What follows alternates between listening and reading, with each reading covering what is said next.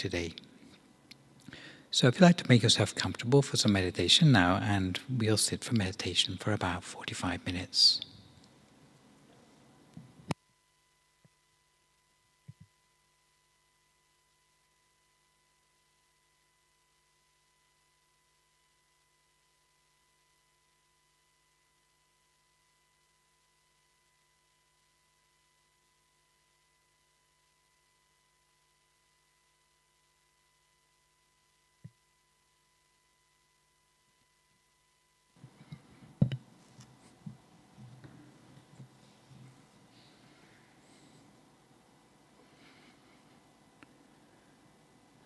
So in order to befriend our body, we begin by settling ourselves into whatever comfortable sitting position we've chosen.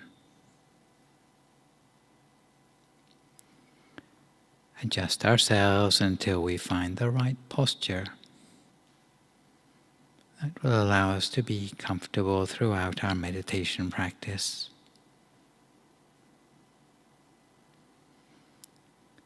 And we take a deep breath to ourselves, all the way in, before exhaling fully out again.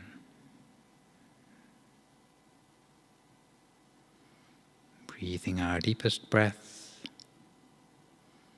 the cool, refreshing winter air, and breathing slowly and smoothly out again.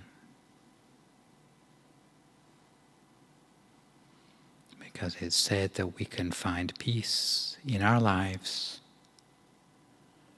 not by rearranging the circumstances of our life, but by realizing who we are at the deepest level.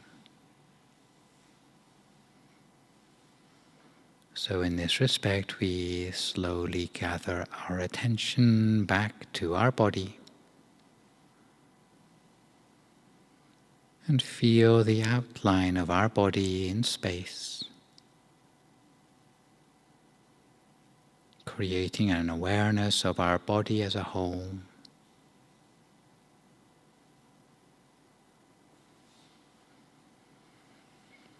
We might notice where our body connects with the surfaces that support us. We might notice where our body feels solid and grounded, and where it feels open and light.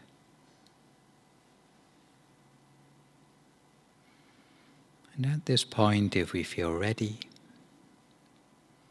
we can gently close our eyes.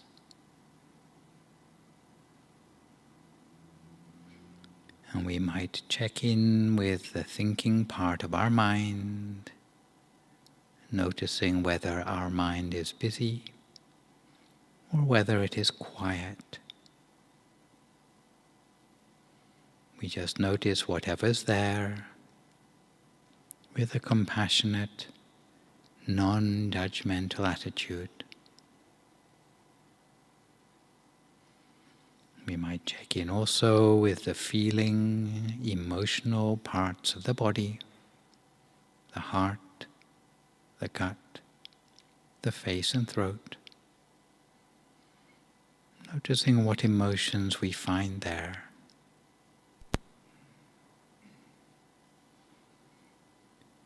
And we see if we can bring an interest to our experience without getting caught up in it.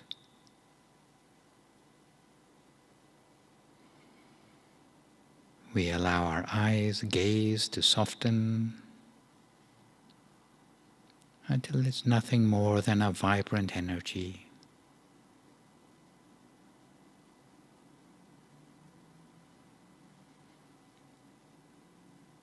And from there we slowly move our awareness to our forehead,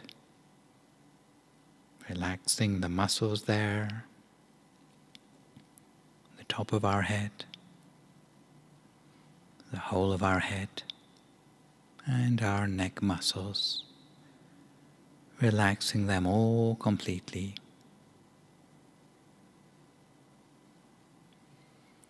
We allow the sense of relaxation to move on down through our shoulders, upper arms, elbows, forearms and wrists.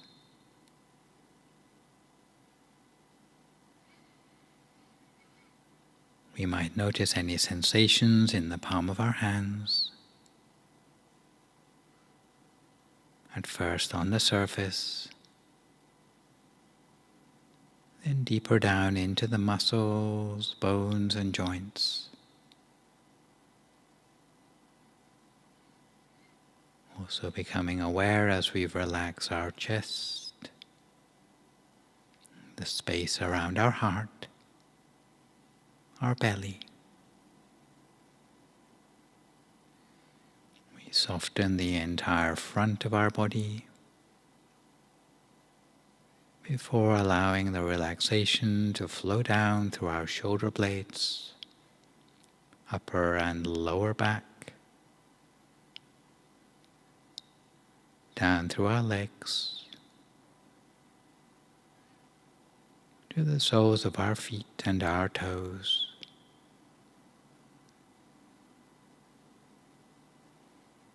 Until we feel the whole of our body softening,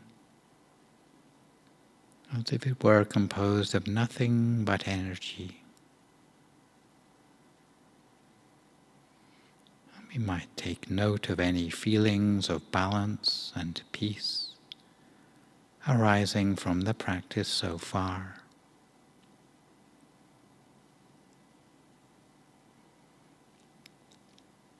And equally, the feeling inside us is something we need to relax further in preparation for the meditation ahead.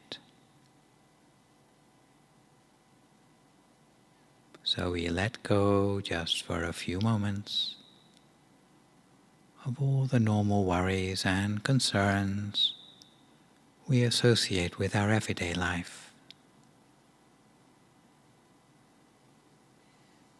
If there are any urgent things, we try to put them on one side for now. Perhaps with the promise to ourselves that we can come back to think about them at a later time.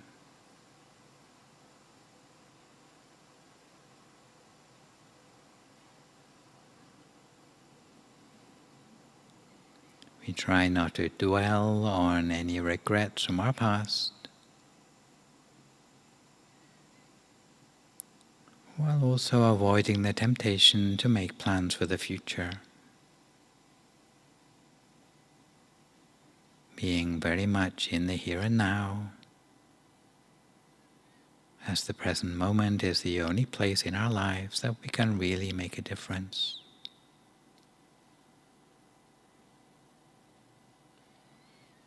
So we try to focus on the task in hand, gathering our attention back from any possible distractions in the outside world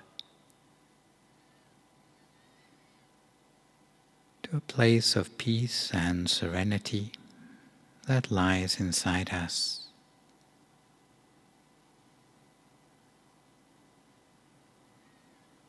Generally, the best place is somewhere around the area of our stomach.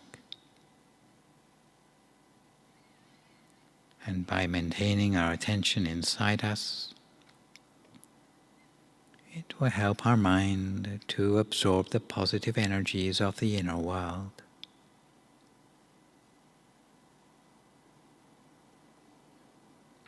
At the same time, although we may be aware of what's going on around us, we may find that what's going on outside doesn't actually perturb our mind anymore.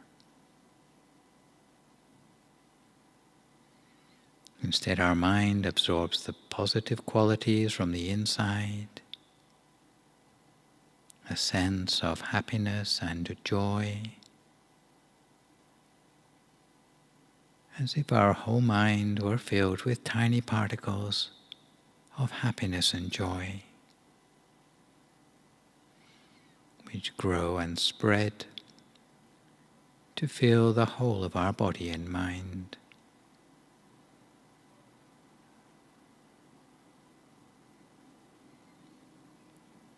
And when we feel relaxed both in body and in mind,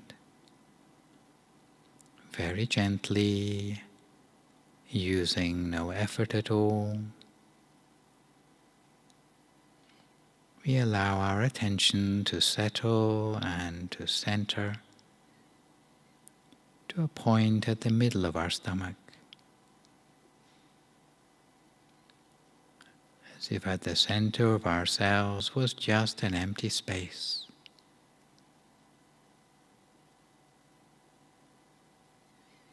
We maintain our attention at the center of the body, observing as continuously as we can, for as long as we can,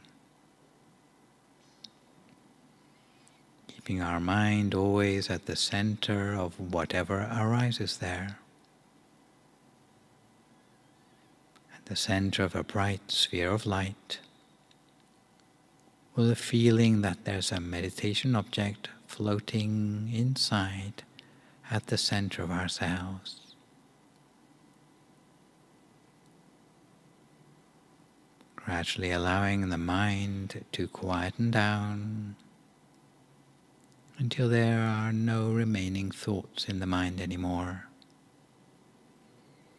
The mind can come to what's known as a standstill at the center of the body.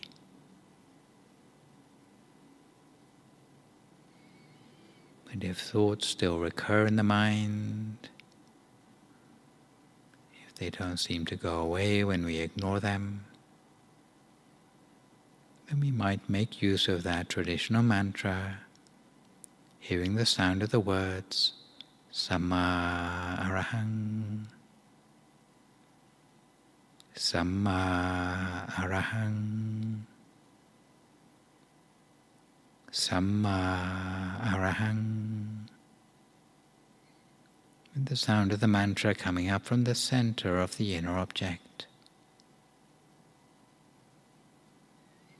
The sound of the mantra being soft, tender and soothing to the mind, until within our mind only two things remain: the inner object shining brightly and the sound of the mantra Samma Arahang coming up from the center of the inner object.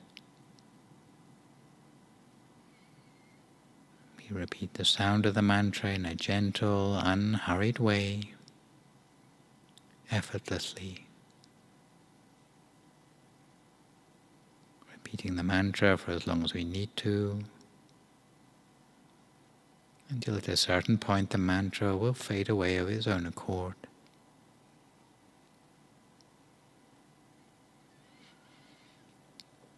And if we start to feel that the mind is calm and doesn't wander anymore, then there's no need to start with the mantra again.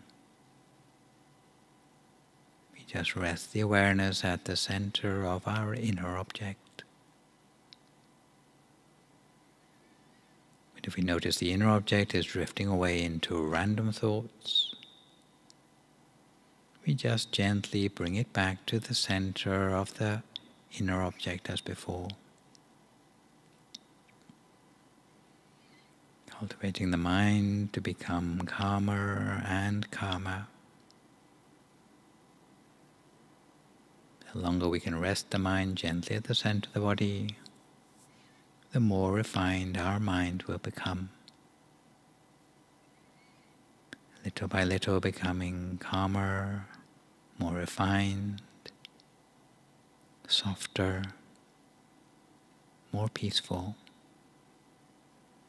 So we cultivate the peacefulness of the mind in this way at the center of ourselves for a few more moments in silence until we come to the appropriate time.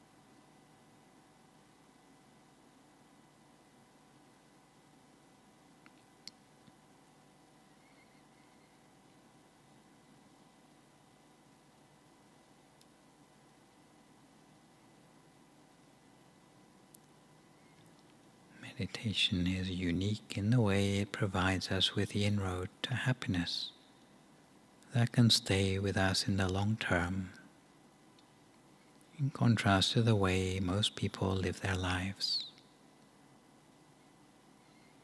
Because in general, people find themselves just moving from one distraction to the next.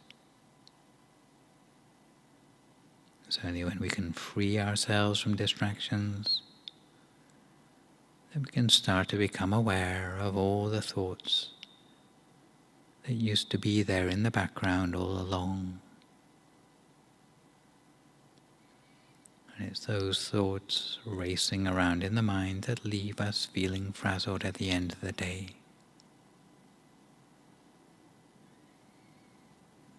Not that there's anything wrong with relaxing by watching TV, listening to music, going to the mall, or hanging out with friends.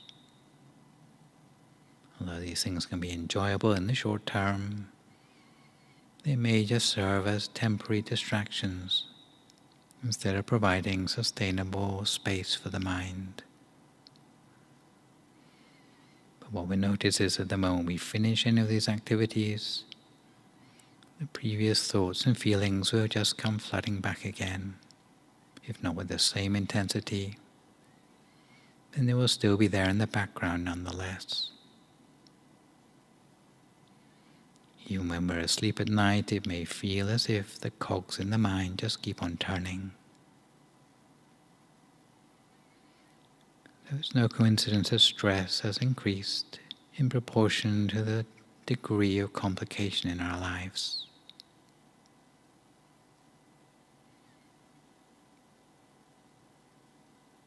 But even though we may realize that our mind is held hostage by the convenience of modern technology, instead of trying to avoid it or change it, we need to look at how we can relate to it skillfully and not feel overwhelmed. And this is where the importance of training the mind comes in, of maintaining contact with this underlying sense of fulfillment and happiness on the inside, no matter what's happening in our lives. It can make a profound difference. And this is why through meditation we can really start to take a weight off our mind. Training in mindfulness doesn't require us to change anything, but it's in becoming increasingly aware of our own mind that we may find we choose to make some changes in our external life, but that's completely up to us. There's no need to give everything up or radically change our lifestyle in any way, because dramatic changes like this are rarely sustainable anyway. But by adopting a more mindful way of living, it allows us to integrate what we have with a slightly more profound way of seeing the world. We can keep living as we've always done if that's what we want. But through mindfulness, we can learn how to change our experience of that lifestyle. It's about finding a way to live as we are, but with an underlying sense of fulfillment. But for as long as we're immersed in our own thoughts the whole time, it's very difficult to develop the presence of mind that we need. So we continue to train ourselves at the center for a few more moments now, until we come to time for some loving kindness meditation.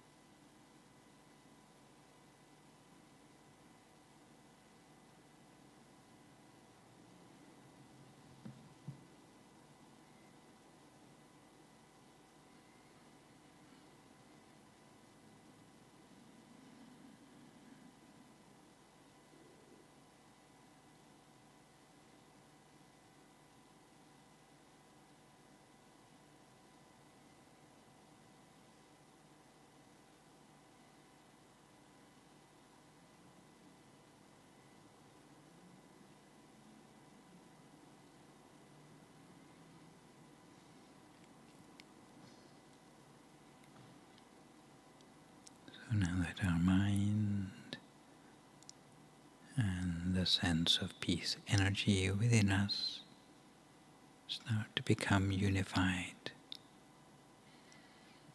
We continue to maintain our awareness at the center of ourselves. Continue to remain in that ocean of peace energy while we slowly open our eyes and prepare ourselves to light the candles for the full moon meditation today. So now is the time for us to illuminate the world by lighting the little candles that we've prepared, feeling that the candlelight is radiating outwards warm and bright, as if the candles symbolize our inner light, our peace energy, and our positive intentions this evening.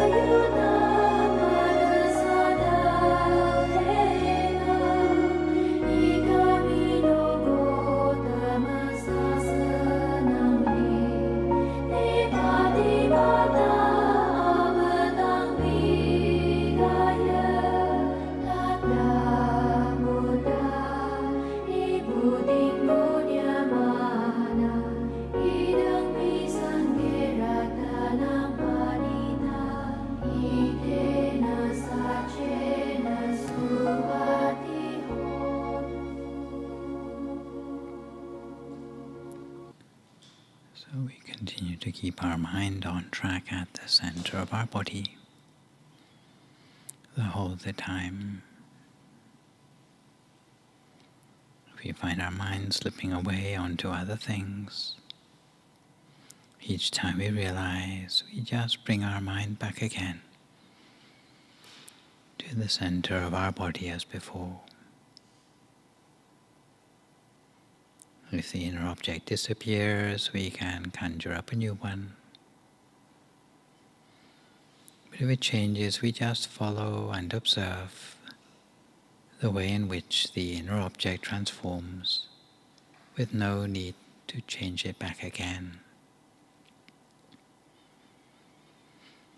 And at this point, we can pick up on the inner experience we have attained as the result of the meditation so far this session.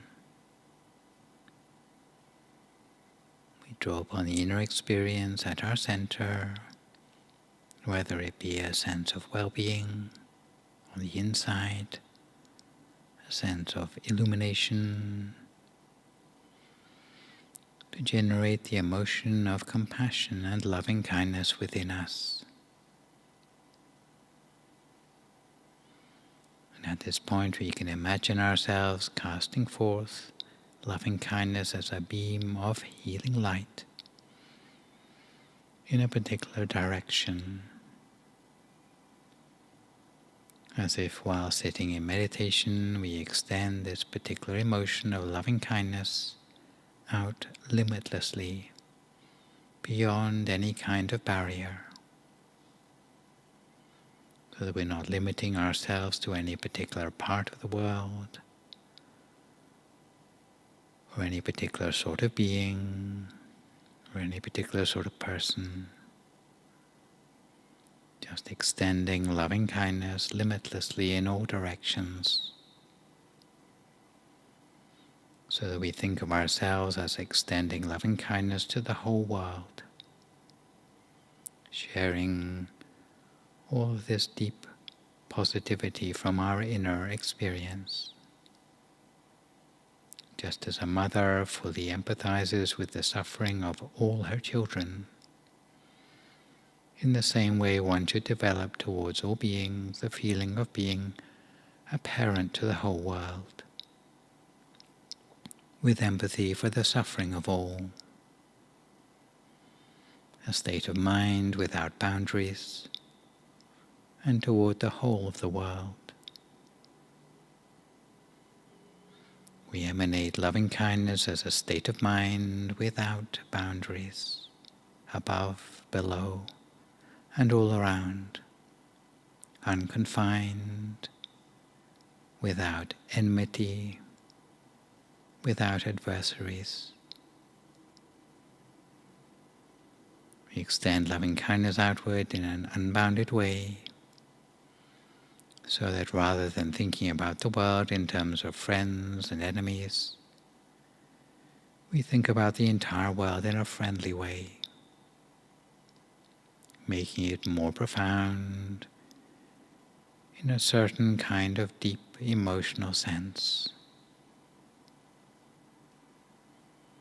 At the same time, we might gently bring to mind something along the lines of, "May I be well and happy, may I be free from suffering." Almost like a sort of mantra, because it's true that deep down the person dearest to us is ourselves. Consequently, we should never harm anyone, because each of us holds ourselves dear. None of us want to be harmed, which you could say is enlightened self-interest in its spiritually purest form. So we start our loving kindness practice closest to us, in a way that we shouldn't have any trouble with. Traditionally, any loving kindness practice will always start with ourselves. It will then be easy for us to generate the authentic emotion before extending it for the benefit of others. Once we've generated loving kindness towards ourselves, we can extend this heartfelt feeling of loving kindness more widely.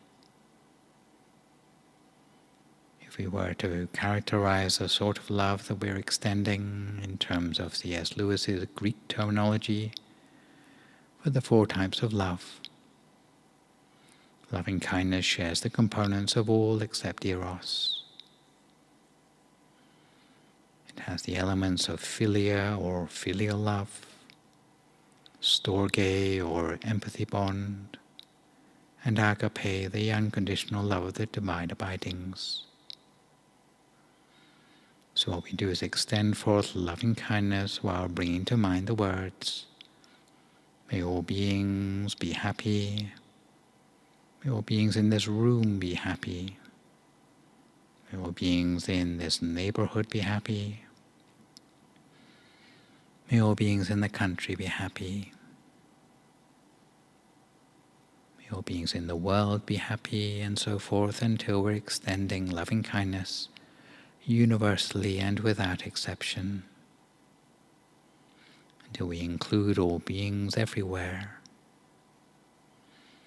Because the point of loving kindness is that it's a very deep practice that can be an antidote to certain kinds of unskillful mental states, in particular emotional states of ill will, hatred, or anger. Overcoming the hindrance of ill will that would otherwise undermine our wisdom by spreading loving kindness in all directions, abundantly, expansively, limitlessly, free of enmity or ill will. And through the practice of metta or loving kindness meditation, little by little, we'll be able to shift the focus of the mind from something that's unskillful, that is anger or hatred, towards something that's skillful, that is kindness and love towards all beings. The more we practice, the easier it becomes, and the more it will make a difference in our lives. So we extend loving kindness in this way for a few moments more now in silence, until we come to the appropriate time.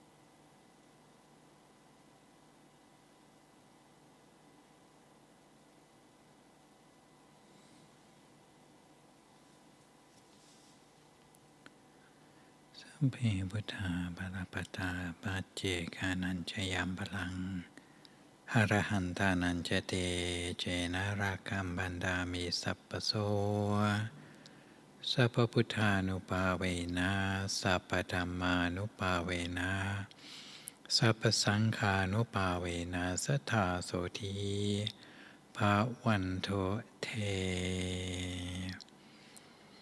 So if you like to slowly come to the end of your meditation for this evening, you can gradually open your eyes again.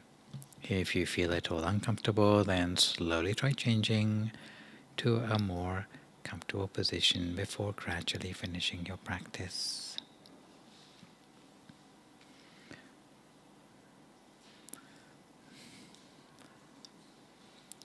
So, hope you are suitably chilled out after the meditation, both inside and outside. Well, we come to the time of the year when we are celebrating the final full moon of the year, meditating together for our centers around Europe. And we choose the full moon day as a special day to meditate because in the Eastern culture it's said that there's more spiritual energy around somehow to join together to do something spiritual, especially to do with meditation. And for this reason it's said to be a time when it's especially easy to do well in our meditation, perhaps more than at other times of the month. And actually the full moon is quite visible with the clear skies tonight as well. So I hope around Europe it is as clear as well. So full moon day is actually this December the 8th. And we are drawing towards the end of the year as well.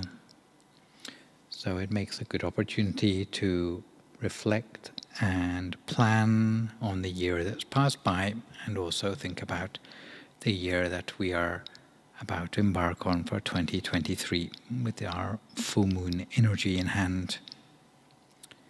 Sometimes the full moon is given a special name at this time of the year, maybe not surprisingly the cold moon or the long night moon becomes the darkest and the coldest time of the year, in the northern hemisphere anyway, and the nights are particularly long, and we have the chance to see the full moon for a long time. And it also brings us close to the winter solstice as well, the shortest day of the year. But just as that will soon come to pass, and there will be longer days and warmer days ahead, then it's a time for us to think about the time for spiritual change, mull it over, and integrate it into plans and goals for the year ahead. So if there are any conclusions or realizations that we come to at the end of the year about what we've learned over the year that's passed by, then it's a good time to reflect on all those things. Sometimes full moons are said to be a symbol of the balance of opposing forces in our lives, pressures or circumstances. So it might be a time when we can think about those things with a deeper compassion for ourselves and for others, and to dig deeper for a balance between the two. So it might be a balance between logic and intuition, or it might be a balance between truth on a personal or collective level, or learning and knowing, home and family, or how we're splitting our time between the two, or whether we're neglecting a particular side of our lives. So we can see more clearly and learn from those things as we move forward to the new year ahead. The winter solstice comes on the 21st of December, and in the northern hemisphere again. And although the length of the day differs for different parts of the world, daylight time can be 9 hours long in New York, or it can be less than 6 hours if you're in Finland. But the actual word solstice comes from the Latin for the sun stands still, which has a special meaning if you have the sun inside yourself or the full moon inside yourself, also at a standstill for us meditators. But in many cultures it was a time of thinking about both death and rebirth at this time of the year, as we move into darkness and then back again. It's a time for Scandinavians to bring in their Yule log and to attract the sun's warmth back again for the spring months ahead. So it's a time of year when we can think about warmth gradually coming back. Although the main topic I'd like to think about in terms of hearth and fire and the warmth there is perhaps more in terms of our family warmth and well-being and shared compassion at this time of the year. Because although it's termed a festive season for many people, it's a time where issues of mental health can be particularly acute, maybe more so than at other times of the year. While the majority of people seem to be having their jolly ho-ho-ho time around the festive season, there's not an insignificant minority of people who are left feeling under the weather for various reasons. So for such people, it would seem that they aren't so much talking about celebrating Christmas or Hanukkah or Festivus these days, but rather surviving the festive season. So the main theme of the full moon this time round is looking at our sense of subjective well-being, in spite of the things that can come up as obstacles to that. So the 5 things which we need to make sure that we survive at this time of the year, whether it's uncertainty or maybe close contact with our families, or some people surviving a sense of loneliness or grief, or some people doing something as simple as surviving a lack of sleep. From the point of view of uncertainty, well, it's no longer the COVID so much. We seem to have a new agenda has taken its place. As the Grinch for stealing Christmas this year, in terms of train strikes and postal strikes and nurses' strikes and university lecturer strikes, except no one really cares about those very much, I'm sure. Cost of living crisis, Strep A, and blackouts in various first world countries. And we may be worried about things like turkey shortage from avian flu outbreaks, or we might consider ourselves lucky that we get to worry about things like that instead of if you're in a Ukrainian city somewhere getting frostbite. Nonetheless, many of us appreciate the value of seeing our families in person, particularly old folks who we may have been out of contact with for some time without having to hide behind a mask. And if you're not feeling very positive about it at all, then it might be because you're lacking sunlight, or you can get your SAD lamp, your seasonal affective disorder lamp, to brighten yourself up with a little bit more vitamin D at this time of the year. It's also said to be good to get out in the fresh air, because your brain gets more serotonin that way, and oxygenate your brain more with oxytocin, which you also get from meeting up with friends as well. As for loneliness, if you have family to tolerate, then consider yourself lucky, because many people don't have that at this time of the year. They can feel loneliness particularly acutely. And you might think it refers just to elderly people, but in fact it's said that 1 in 10 adults between the ages of 25 and 34 feel loneliness at this time of the year quite acutely. And it might be a time where, in order to avoid dwelling on such things, if you do feel yourself vulnerable to that lonely feelings, is to plan things to read and eat and watch and exercise to keep yourself busy at this time of the year instead. Might also be a time to reach out to people who you know and keep in contact with others to help to manage those feelings as much as possible. Unfortunately, when we see the sort of idyllic depictions on TV or social media, then there's always a temptation to compare ourselves with all those pictures, and it may cause a lot of negative feelings that we are somehow less valuable or less lovable as a result.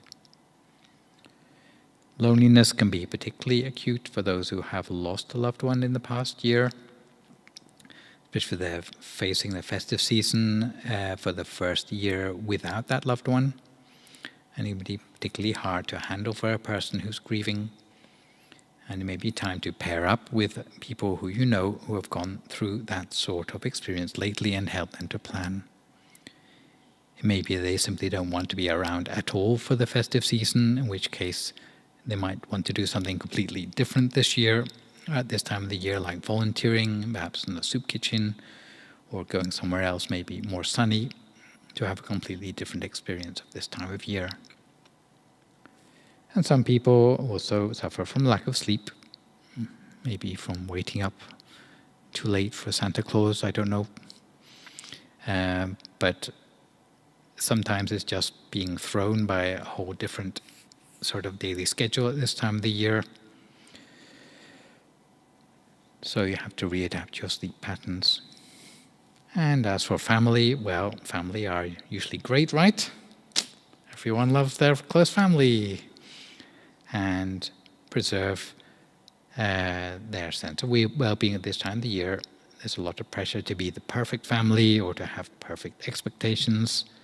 But if we are able to let go of some of that perfectionism to be with what we actually have, then maybe we're able to go deeper than just the material side of expensive gifts or thoughtful gifts or gifts that we show we understand the people who we are sharing with in our family.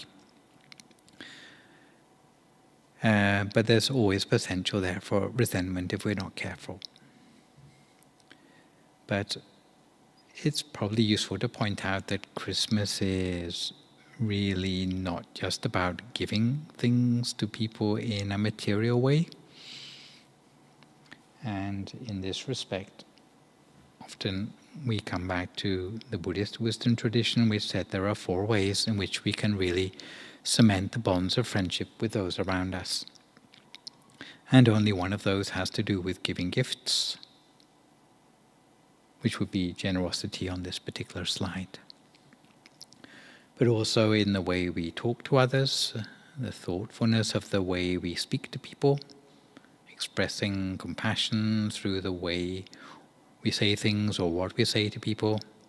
It can be very important as well, especially for people who are feeling down or lacking encouragement, to find the right words at the right time for such people. And it can be a real pick-me-up for the people who are suffering or they're feeling forgotten or lonely or grieving. It can be particularly powerful as well. Also, going out of our way to help others might be something you could do toward those who are less fortunate than yourself during the festive season. Anyone who is short of people to cheer up might join us with our temple volunteering. At New Year, we usually go around to the York Road Project and also to the food banks to give something at this time of the year as well, because everyone tends to go at Christmas, so we go at New Year instead. And sometimes something we don't put a great deal of emphasis on, but sometimes just being there for a person, being available for a person, doesn't mean that you actually have to do anything very actively, but in a sense, being there and being what is expected, doing what's expected of you as a person, can be very powerful. Especially in times of uncertainty, when there's so much changing. If you can be the constant in a person's life, then it's a very valuable way that puts people's minds at rest. Because one way or another, people all have certain needs in life, no matter how wealthy or well provided they may be. The four things I've mentioned, whether it be resources or encouragement, strength or manpower in the form of a helping hand, or the security you give by being a person who others can trust, they all fill a gap in people's lives, which they may be lacking in one way or another. So, giving things, we help people with the resources they're lacking. A kindly speech may top up their sense of encouragement. Helpfulness may help them out when they're lacking strength or manpower. And the trustworthiness or being there for a person can add to their sense of security as well. So, it's said that if you can give any of these things, you find a place in people's hearts in a way that even if you go away, then people will think about you when you're gone, which really ought to be what the festive season boils down to when it's bringing people together, I would have thought. So from the point of view of our temple, towards the end of the year, we still have activities going on in the form of classes on Tuesday and Thursday evenings. The last classes for the year will be on the 20th Tuesday and the 22nd Thursday of December. And after that there will be a break until the classes start up again on the 10th of January. There will be also the Saturday online meditation will take place, I think, until the Saturday before Christmas. And then there'll be a gap. It will pick up again afterwards, to be announced. And over New Year, for those of you who have free time, you may be interested to join our informal meditation retreat between the 30th of December and the 2nd of January. You can pop in while staying at home for the sessions during the mid-morning and afternoon if you have time, or you might want to stay over as well. But there will be a sort of bilingual activities going on here with a sort of countdown with chanting and lucky dip and quite a lot of food and stuff as well as New Year's almsgiving as well. So it might be something you'd like to look in on us for if you have free time over the New Year period. So for today, I think that's probably everything I wanted to say for you, apart from encouraging you to meditate and also to have happy holidays during this time. So if there's any questions, comments, or feedback at this time, then I'd be very pleased to hear from you.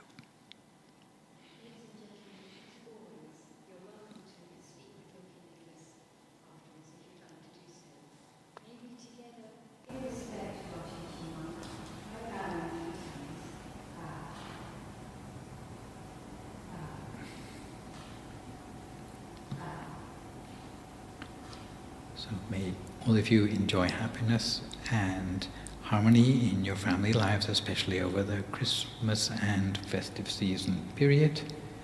And may the year ahead lead you to ever greater and more uplifting things in your lives, both in worldly and spiritual ways now and forevermore.